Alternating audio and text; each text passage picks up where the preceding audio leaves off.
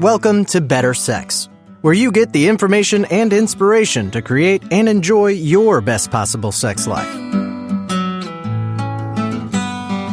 Join your host, sex therapist Jessa Zimmerman, as she brings you expert guests, helpful tips, knowledge, and strategies to improve your intimate relationships.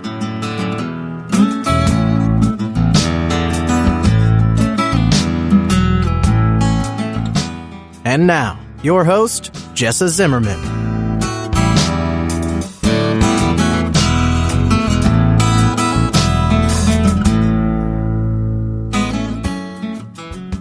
Hi, it's Jessa, back for another episode of the Better Sex Podcast. Thanks so much for tuning in and joining me today.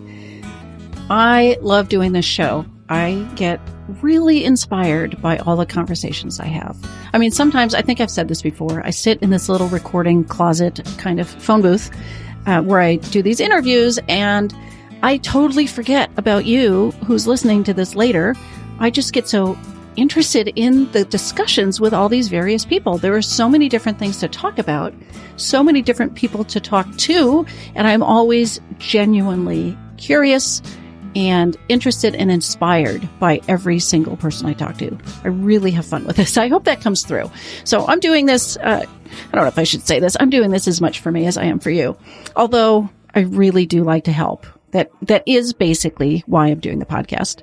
It's why I do my monthly free Q&As. It's why I'm writing blog posts.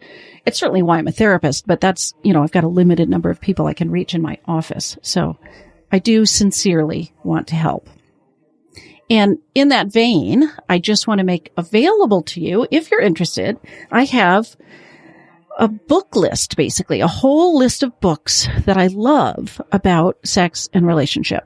And basically, it was at the end of my book that I published, Sex Without Stress. It was in the resource section was this huge list of books grouped by category. But I am making that available as a standalone PDF if you would like to get it. So all you have to do is go to sexwithoutstress.com/book list. That is all one word. And you can get that emailed to you. And then you can see all of my favorite books about sex. My topic today is about Orthodox Judaism and sex. So I reached out to various people who are sex therapists asking who had something interesting to talk about. And Dr. Shai Krug got in touch with me to talk about this topic. So he works full-time at a VA center in the Bronx, but he also has a private practice in New York City where he works with a fair number of people in the Orthodox Jewish community. He's in that community himself, and then he treats patients who are dealing with sexual concerns from that population. So he's a sex therapist. He did training with that. He's done a lot of couples therapy training and then has got this private practice. And so he's here today to talk about how does Judaism view sex? Now, disclaimer, he says this very clearly. Not everybody's the same. There are all kinds of different sects of Judaism and different interpretations and lots of different decisions people make. But an overview about how does Judaism view sex? What are some of the Jewish laws around sex and intimacy? And how do those affect a couple's interactions and especially how they might deal with sexual problems? Fascinating conversation. I realize that this may not apply directly to a lot of you who are listening. Maybe you don't know any Orthodox Jews. Maybe this seems, not very relevant, but we do end on I just found it fascinating. And we end on a little, what can the rest of us who are non-Jews take from this that might enrich our own sex lives? And I just think it's lovely. So I hope you enjoy the show. Here you go.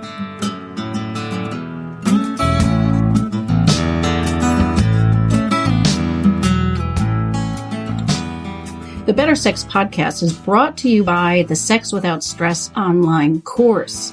It's a course for couples to escape the cycle of disappointment, avoidance, and pressure in your sex life. So if you're in a pretty good relationship, there's a lot of love and goodwill, but sex is your struggle, this could be for you. You work in the privacy of your own home and at your own pace to create a sex life you can both look forward to. If you want to learn more, go to sexwithoutstress.com/program.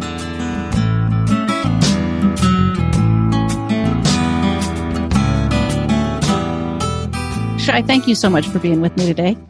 Thanks for having me. Yeah. Would you start by just telling us, a little bit about you and your work, and maybe Sure. specifically how your religious views influence how you practice? Okay, sure. So I'm a clinical psychologist. I work full time at the Bronx VA and in a general outpatient department, and I helped them start a sexual health clinic fairly recently. And I also am in private practice on the Upper West Side in Manhattan, where I work treating the general population, but also specifically helping folks within the Orthodox Jewish community addressing issues related to sex and intimacy. Okay. So I assume there's a personal connection to that work? Sure. So I am a member of the Orthodox Jewish community. I grew up in the Orthodox community, so I'm very, very aware of the cultural, religious, and Jewish laws that are related to sex and intimacy. So I think it's helpful to kind of have that kind of unique perspective when you're working with people within that community, as there's a lot of nuance and a lot of really pretty specific detail about addressing sex and intimacy within Jewish law. Yeah. And I'm so curious to learn more, because I almost want to say I've heard rumors about some of the values around sex and Jewish teachings, but I'm really delighted to learn more specifically about what are the beliefs and the teachings and the laws that apply. And then I guess, well, let's start with that. So how would you sum up what is the Jewish view about sex and sexuality?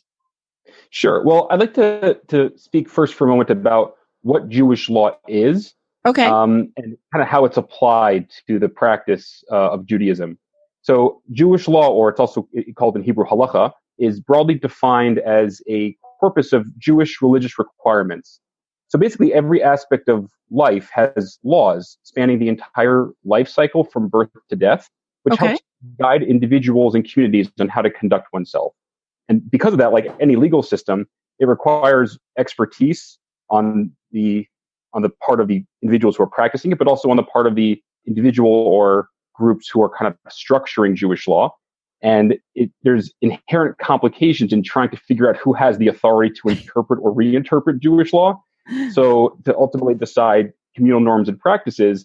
So because of that, even within a specific sect within Judaism, you are likely to have differing views on how to interpret different law and how to modify Jewish law. There's some sects within Judaism that will kind of adjust Jewish law to adapt to the times. And there's a lot of debate over how to interpret those laws. So while I'll share kind of my perspectives and how I've been taught, there will likely be individuals who disagree with kind of my perspective on this.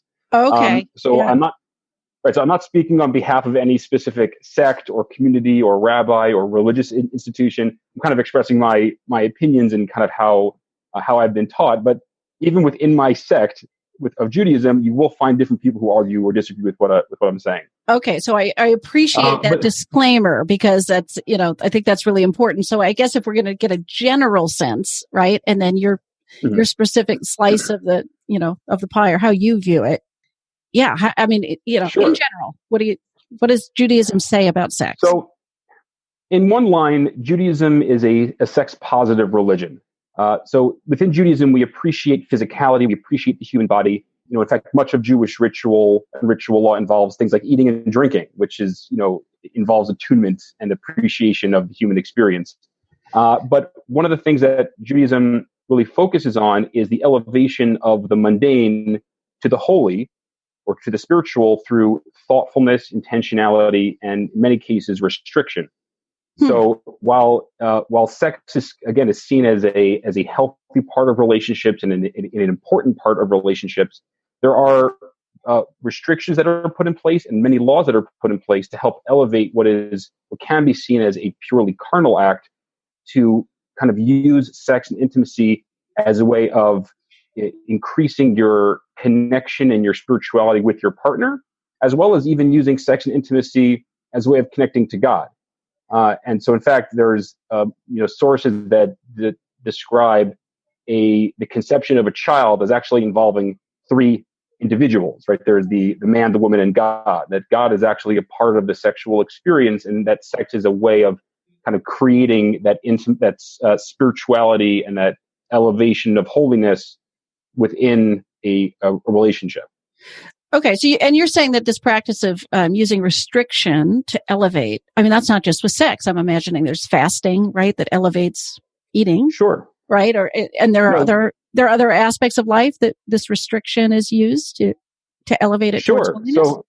So even food, for example, anytime anybody eats food, we make blessings before. Yeah. Whenever we finish eating, we make a blessing to, it's a grace after meals. There's fasting. There's, we wait a period of time between eating meat and milk as a way of kind of creating a barrier between dairy and meat. And so even the act of saying, I ate something that had meat in it, I have to wait 3 hours is bringing intentionality into the practice of eating food. And I'm very aware of what I've eaten and how I've prepared it. And there's many, many restrictions and laws involved in how food is prepared. But kind of to your point, these kinds of laws and restrictions are applied in many areas across the lifespan to kind of create holiness out of what can otherwise be general mundane activities of daily living.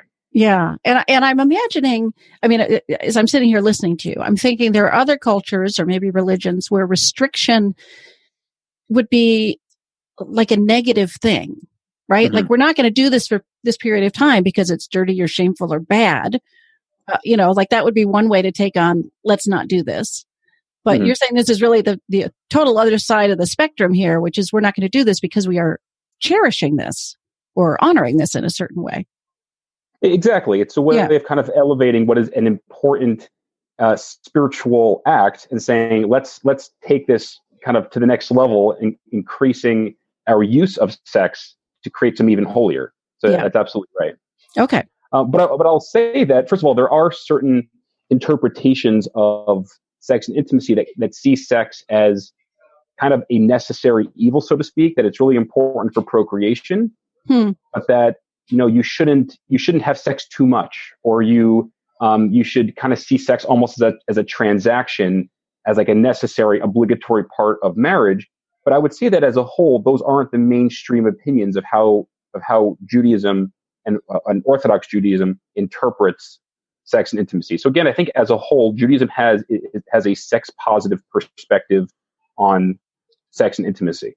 Okay. And now let me ask you a question. And again, this is one of these almost rumors I think I've heard. So excuse my ignorance here, but I've heard that there is an emphasis on women's sexual pleasure that's built into Judaism too. So it's not just sex positive, but there's sort of this explicit value on a woman's experience in sex.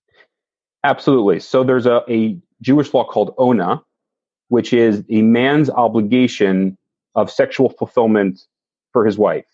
And in fact, the wife in these cases actually has a lot of control over sex and intimacy. So a man is not allowed to demand sex from his wife, but a wife is actually allowed to say that she wants sex from her husband. So there's a good amount of power that women have within the sexual dynamic. But there are, again, specific laws that are outlined about what a husband needs to do to care for his wife.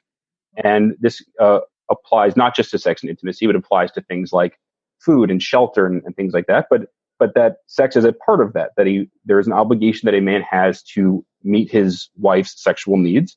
And this law can be interpreted as strictly a physical sexual pleasure, but also about catering to her emotional needs and to kind of catering or tending to the relationship, the intimate relationship in a couple.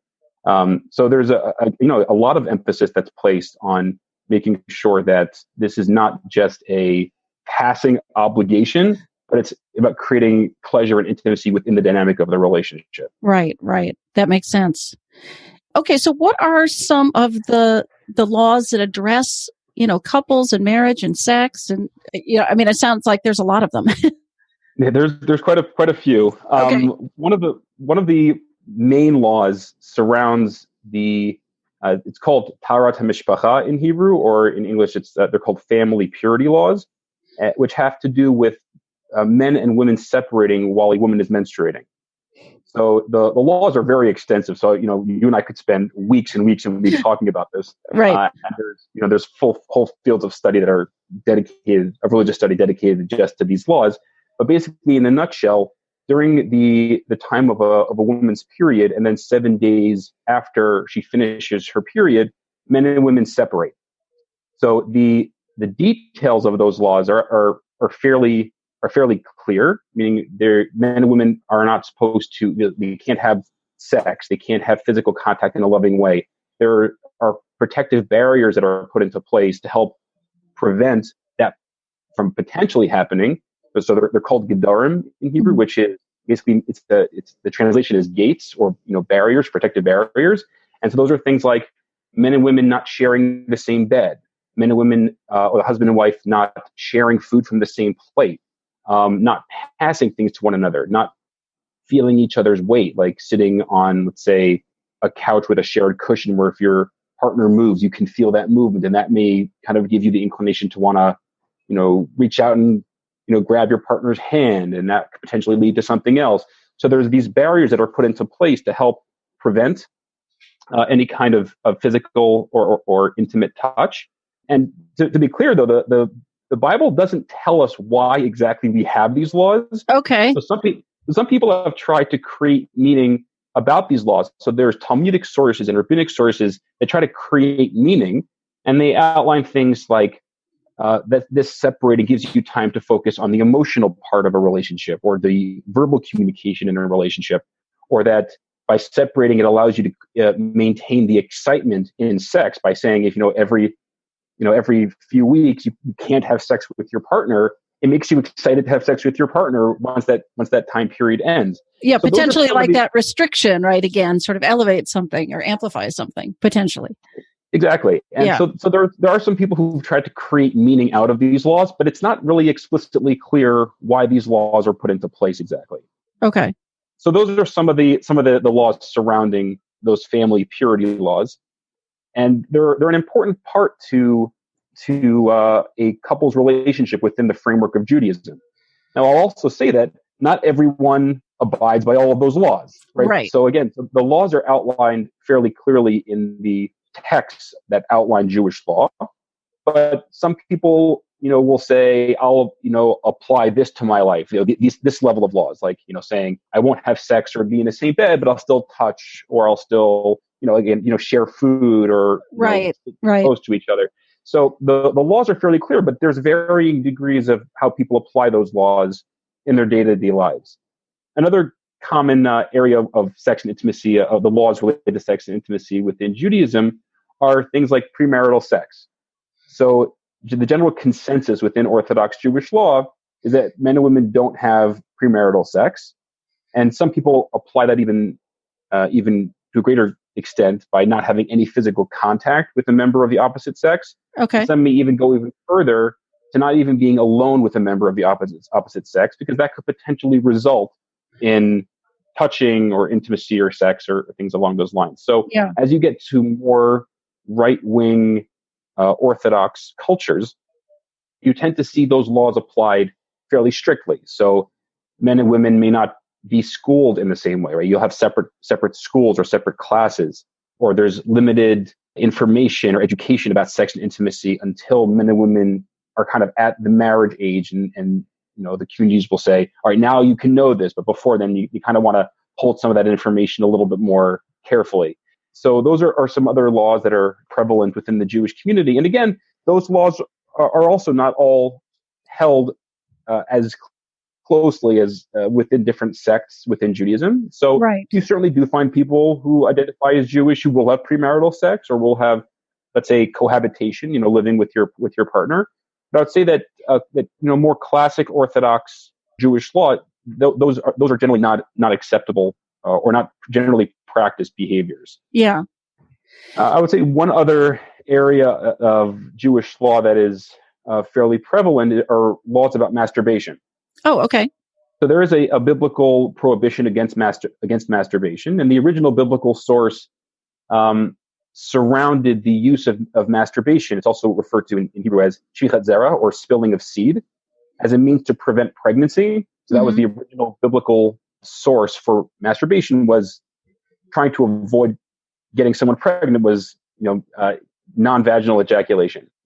And that's been expanded upon within Jewish law, which has identified kind of any masturbation or any intentional spilling of seed, even if it's not for the purpose of preventing pregnancy, as not being allowed. So that can be an area that may kind of pop up when we're talking about treatment for sexual dysfunction, because for certain sexual dysfunction, you might talk about masturbation training as being a part of treatment. Right, right. So, we can talk a little bit about what the Jewish perspective is, or how rabbis have responded to this question of how do you deal with a medical issue such as premature ejaculation or delayed ejaculation, and how can you apply things like masturbation to address those issues. But again, even within this, I was just going to say, is that ban against masturbation for both men and women? So it's really surrounding male masturbation. Okay. So female masturbation is actually a liberty, even within more concrete rabbinic sources, to say women can masturbate. Now, some of those rabbinic sources might say things like a woman shouldn't masturbate too much because, then maybe you're taking away the emphasis on sex and intimacy from being a couple issue to being an individual issue. Right. But masturbation is not seen in the same light for women as it is for men. Okay. So then I'm putting that together with your statement that men are not supposed to demand sex of their wives. It's the wives who are supposed to invite this in. So if men are not supposed to masturbate and they're also waiting for their wife, I mean, like when I work with couples, I think it's a little bit problematic if another person is your only sexual outlet. Right. So how do Orthodox Jewish couples navigate that tension or that discrepancy?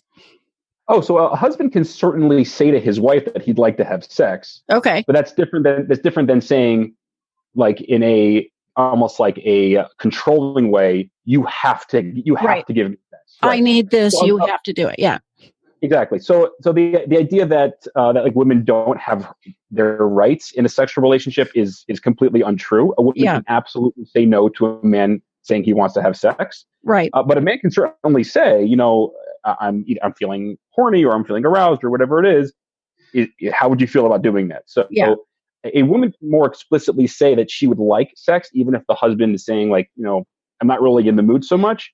But a man cannot say to a woman who's saying, I'm not interested in having sex, you have to have sex with me. Yeah. So, but you bring up a great point that for some people, there is a challenge of what do you do when you have a physical, or let's say you have mismatched desire, where a man wants to have sex 3 or 4 times a week, but his wife wants to have sex once or twice a week. You do end up with a situation where men have to navigate that discomfort. Mm-hmm. And part of how that's done is, that again can be a very individualized experience of how men cope with that. But maybe the use of seeing sex and trying to bring in the holiness into a sex act, as opposed to it's simply the release of tension or a way of getting an orgasm and releasing your endorphins.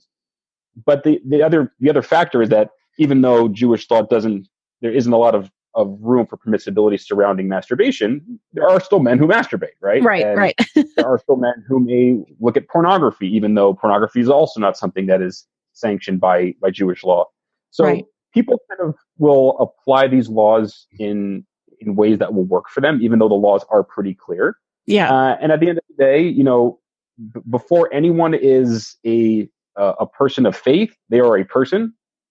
And people sometimes make choices for themselves that aren't in alignment with what their values are. And then, people try to find ways of navigating that. Right. Well, I suppose what you're pointing out, which is striking me as sort of lovely, is a man in this hypothetical situation can use that restriction to elevate the mundane again, right? So in that discomfort, or in that tension, or in that wanting, can be a connection. It seems to me even a connection to God. Sure. If they look at it that way, And that doesn't necessarily make it any easier, let's say, for the physical discomfort, but it helps increase that intentionality that I was speaking about earlier. That the process of ejaculation is not just about the release of tension. It's about, am I using orgasm and ejaculation and sex and intercourse as a way of connecting to my partner, and as a way of creating holiness within our relationship? And So again, there's a very positive perspective on this, even if it can be attached to maybe a feeling of discomfort of having, let's say, a sexual urge that isn't being met at a particular time. Right.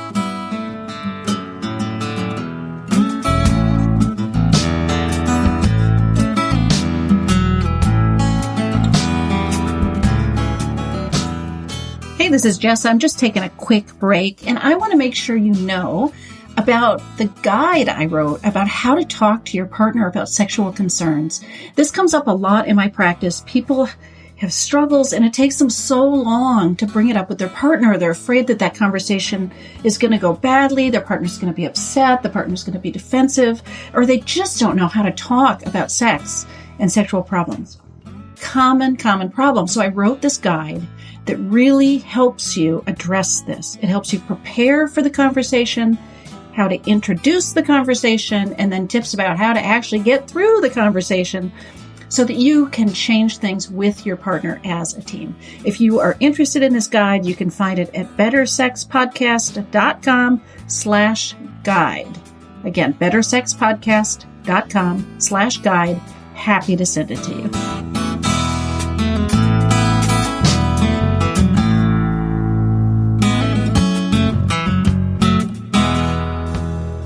So how in Orthodox Judaism, how does sex education go? You know, because if you're talking about the men have this, I can't remember if you used the word obligation to please their wife. That's not necessarily an easy thing to do. So, right? So how are men and women brought into the knowledge about sex and what you do and how the level of communication that it would take to learn about sex, but then also to participate with a partner? Like what's the approach towards sex ed? So it really depends on which sect within Judaism you're talking about. So within, let's say, the modern Orthodox sect, which supports things like education and and employment and things of that nature, and engagement with the world at large. Many of those schools within, by middle school and high school, they're getting pretty structured sexual health education, right? So let's say during 5th and 6th grade, you may be learning about puberty and your changing bodies and building relationships and communication and things of that nature. And then when you get into 9th and 10th grade, you're talking about, masturbation or pornography or healthy sex practices. And so there isn't really a shying away from talking about sex within many of these communities. Okay. And I think there's an openness to acknowledge that long before you're a married individual in a sexual relationship, you're still a sexual being. And so being aware of your sexual development and your urges and your, burgeoning sexuality, it's important to be aware of that and to talk about those things. So I think there's definitely been a shift in recent years as people have been talking about that more and more. I know that certainly in the past, like when I was growing up, this wasn't really a topic that was addressed so openly in my middle school or high school education. So I think there is more explicit education about this in structured environments, like in schools. But there are also things that men and women take as they prepare for their marriage, to explore things like sexuality and intimacy. So they're called kind of colloquially chatan and kala classes, which just means bride and groom classes, where you learn all the laws about sex and intimacy. So that refers to the family purity laws and the process of a woman preparing to immerse herself in a ritual bath, which kind of demarcates the end of those 7 clean days that I was describing earlier. So there's a lot of laws surrounding that. So you kind of go through all of those laws. Then you also talk about things like how to create intimacy, how to talk about sex and intimacy. There may be talk about things like how to engage in foreplay, right? So that you shouldn't be jumping straight to intercourse, or how to create, how sex doesn't begin in the bedroom, but sexually begins in the time leading up to the bedroom, and how you talk to your partner and things of that nature. Now, again, that will also shift, or that kind of content may shift in the sect of Judaism you're talking about. So things may be a little bit more protected, maybe a little bit less explicit in the language or in the content as you get to more right-wing conservative branches within Judaism. And that this made me want to ask, are there, within the Jewish laws around this, are there sex acts that are prohibited? Great question. So the short answer to that question, actually, the short answer to that question is it depends on who you ask. Okay. Actually, that may be the longer answer to the question. There are certain sex acts that are seen as problematic by more people, and then certain sex acts that are seen as less problematic, and then some sex acts that are seen as not problematic at all. Okay. So sex acts that result in non-vaginal ejaculation are seen by some to be problematic all the time. Okay. Which means that if you're ejaculating outside of the vagina, it's a problem, but not if you're not ejaculating outside of the vagina. Right? So if you're engaging in, let's say, manual stimulation or oral sex, but it doesn't result in ejaculation, there are some rabbis who will say, all right, as long as it's not resulting in ejaculation, it's totally fine.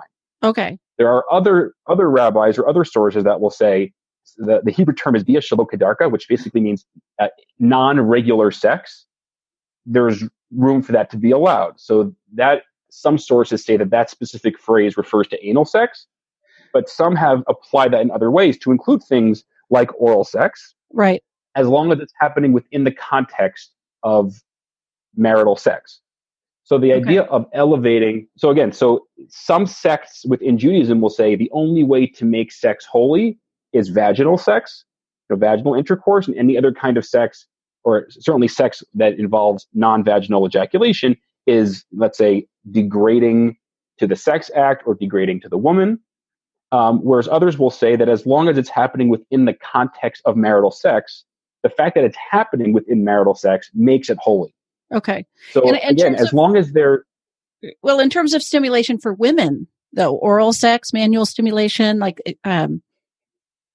is that all considered also fine? If it's a sect that is worried about non-vaginal ejaculation, how are they viewing oral sex for women?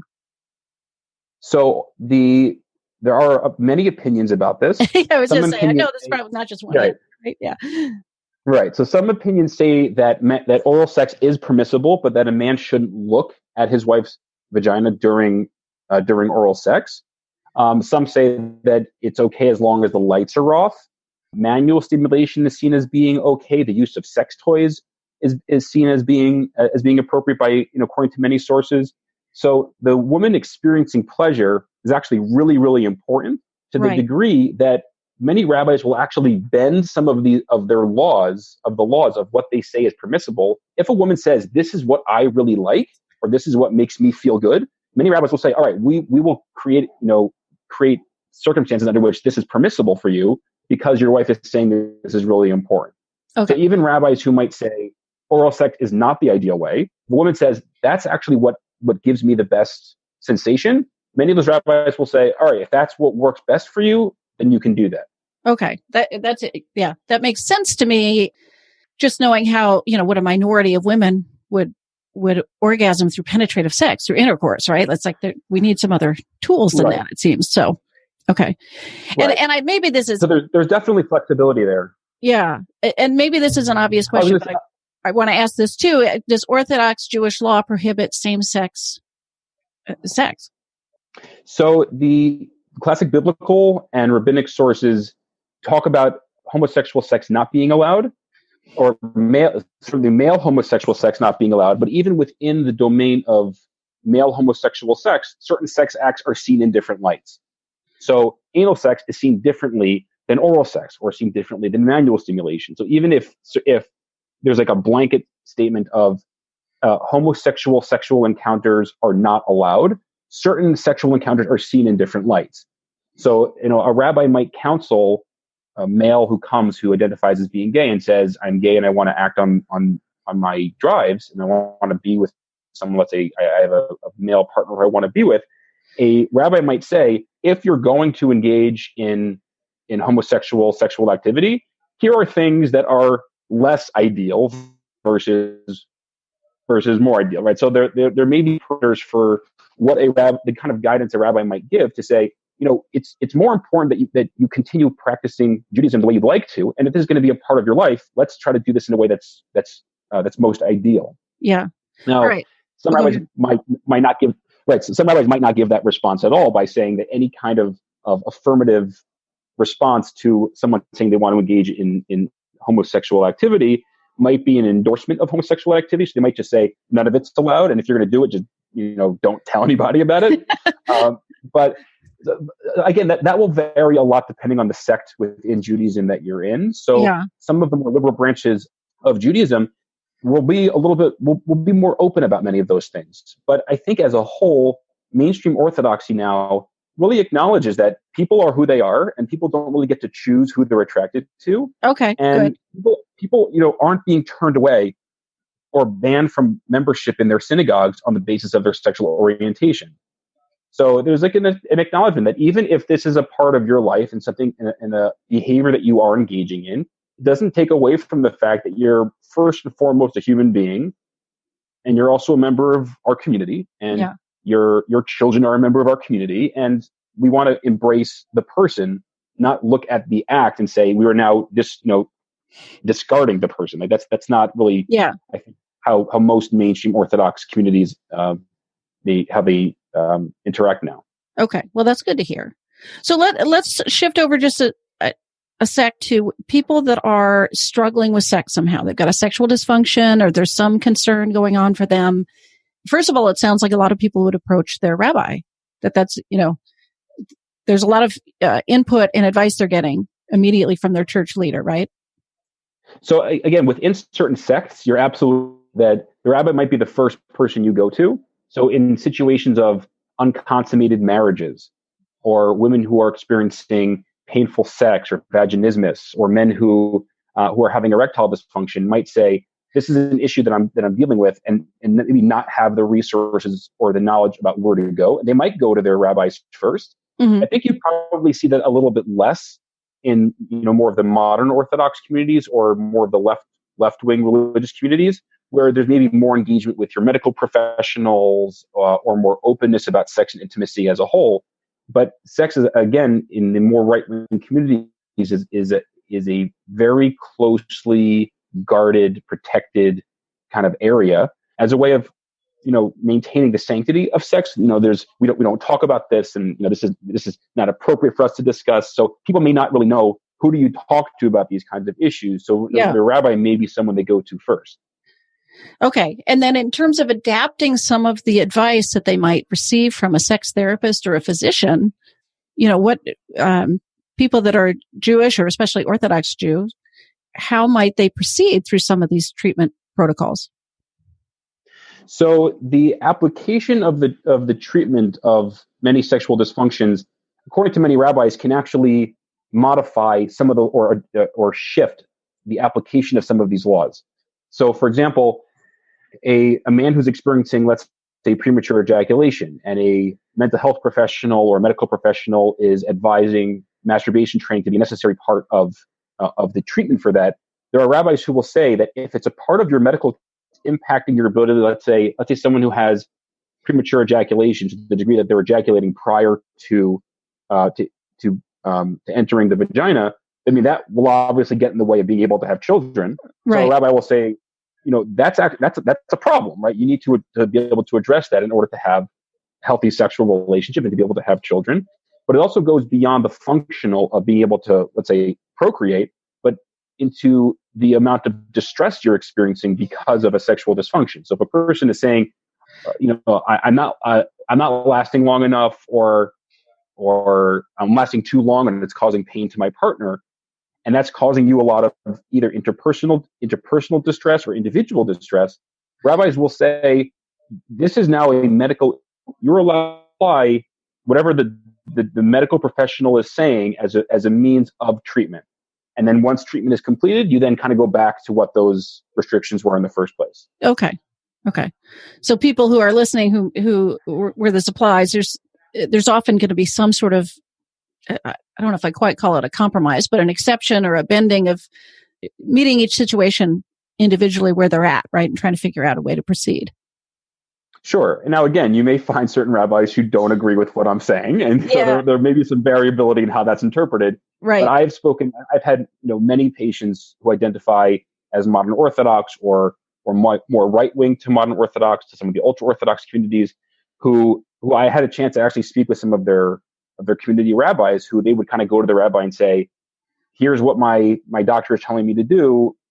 I don't know, what the kind of the permissiveness of maybe shifting or bending some of those rules." And so I'll talk to some of those rabbis, and I've gotten feedback saying, if this is what is medically prescribed and this is going to be helpful to kind of issue, you go through with your treatment plan, and then we'll kind of re-explore once you get past that. Right. Okay. So you're doing some of that advocacy for your clients sometimes. So I, in most cases, will try to advocate for or support them in having those conversations themselves.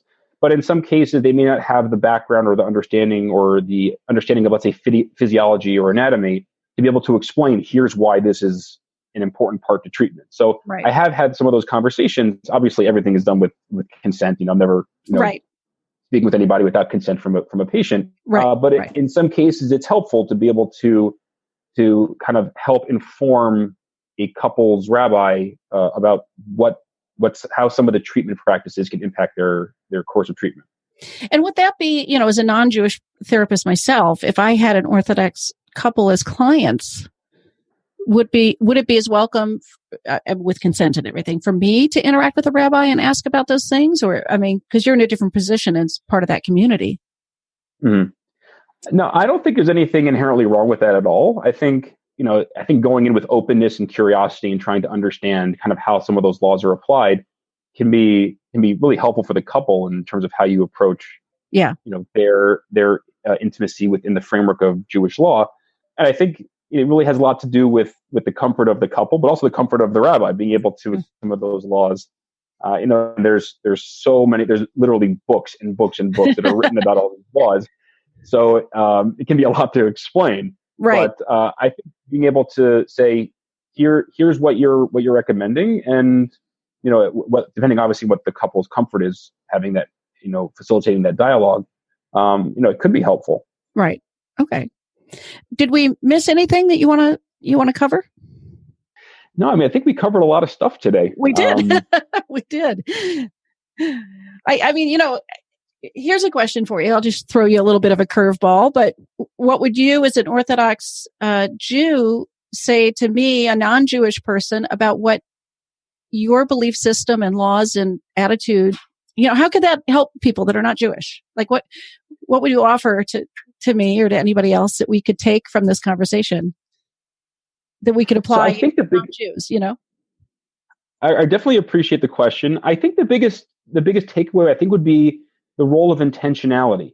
And I think the role of mindfulness within sex.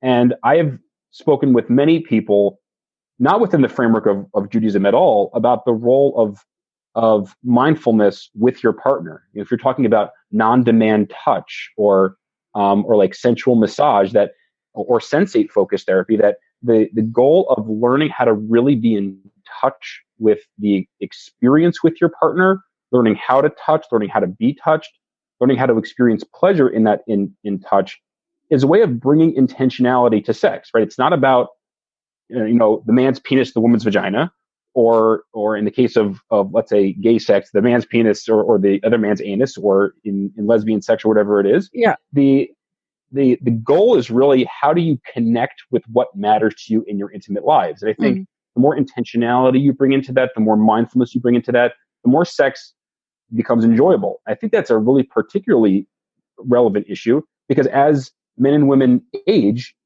your sex life changes, right? Sex drive changes, testosterone changes, estrogen changes.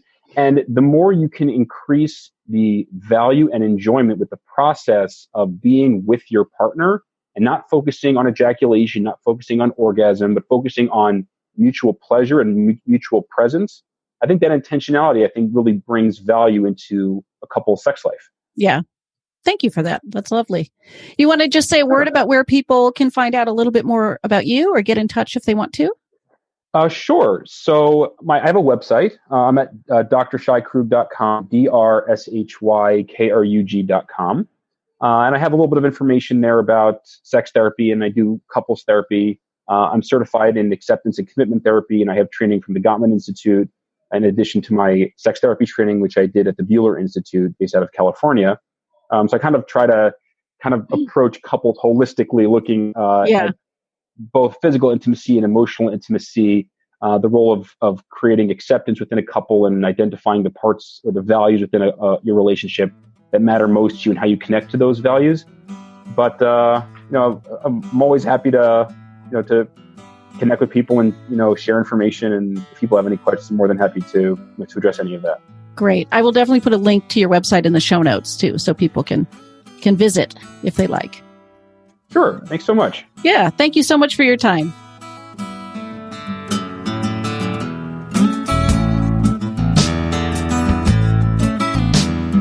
You've been listening to Better Sex. Please visit our website, bettersexpodcast.com, for show notes and additional episodes.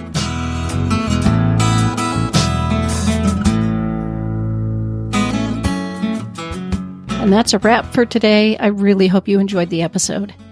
If you are enjoying the podcast, if some of this material resonates with you and you would like to make a difference and make sure that this keeps coming out in the world once a week, ongoing, there are a couple things you could do to show your appreciation. The first would be to go to iTunes and rate and review the show. That really helps us be found by new listeners when you review the show on iTunes. You can find a link at bettersexpodcast.com/iTunes. The other thing I want to invite you to consider is becoming a Patreon. For a small monthly pledge, you get some benefits. So for $2 a month, you get advance access to every single episode. For $5 a month, you get a chapter of my upcoming new book.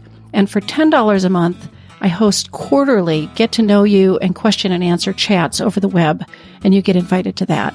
I would love to have your membership in that, become part of the Better Sex family.